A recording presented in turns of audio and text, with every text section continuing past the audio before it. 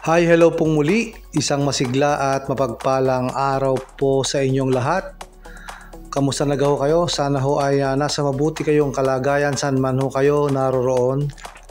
At ngayong araw ho na ito ay pag-usapan ho natin ang Senado, ang Senate of the Philippines, dahil ho meron ho tayong breaking news ho dito dahil meron hong pangyayari na naganap po kanina ngayong araw ho ng September 8, 2025, araw ho ng Lunes. So yan ho ang ating ibabahagi ho sa inyo.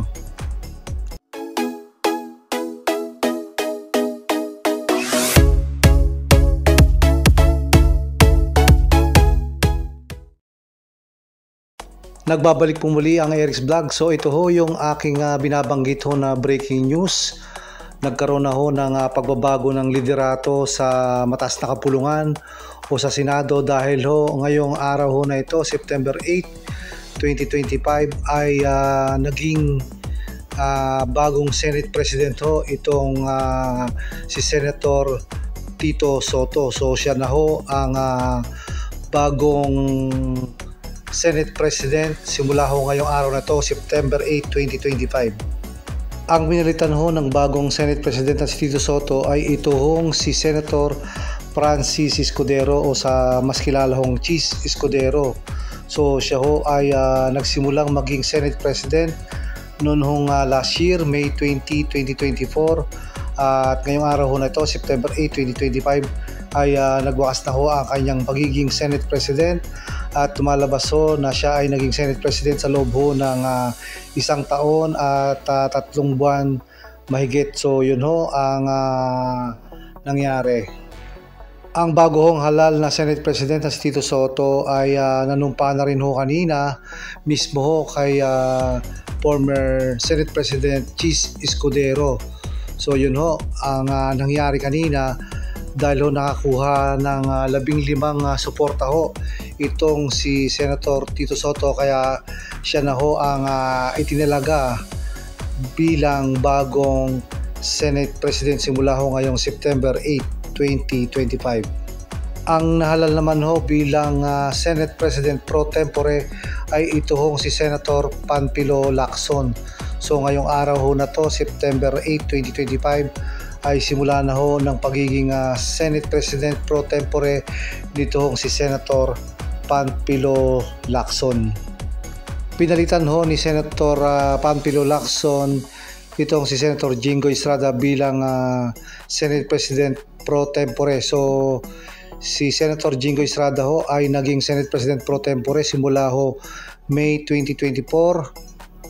At ngayon hong September 8, 2025 nagwaso ang pagiging Senate President pro tempore ho nitong si Senator Jingo Estrada, kaparehas din ho ni former Senate President Cheese Escudero. Ang nahalal naman po bilang Majority Floor Leader ay ito pong si Senator Mig Zubiri. So ngayon hong September 8, 2025 ang una hong araw ng kaniyang pagiging Majority Floor Leader. Ang pinalitan ho ng bagong Majority Floor Leader na si Senator Mig Zubiri ay ito hong si Senator Joel Villanueva. Naupo ho bilang Majority Leader itong si Senator Joel Villanueva simula ho noong July 28, 2025 at ngayong araw ho, September 8, 2025 ay nagwakas ho ang kanyang panunungkulan bilang Majority Floor Leader ho ng Senado. So yun ho, meron tayong bagong Senate President sa katawan ho ni Senator Tito Soto na naging Senate President na rin ho sa mga nakalipas ho na mga taon bilang dati hong senador. So malalaman ho natin ang kanyang liderato ngayon siya na ang naupo bilang Senate President. At kasabay na rin ho ng pag-upo ng kanyang mga kasamahan na si Senator Panfilo Lacson bilang Senate President pro tempore at ang isa pa hong kasamahan nila na nahalal ay ito hong Majority Floor Leader na si Mig Zubiri. So yan na ho ang mga bagong leader ho natin dyan sa mataas na kapulungan. So hanggang dito na lang po muna ang ating vlog para po sa araw na ito. Ito hong breaking news na si Senator Tito Sotto na ho ang bagong Senate President simula ho ngayong araw na ito, September 8, 2025. So maraming salamat po sa inyong panonood.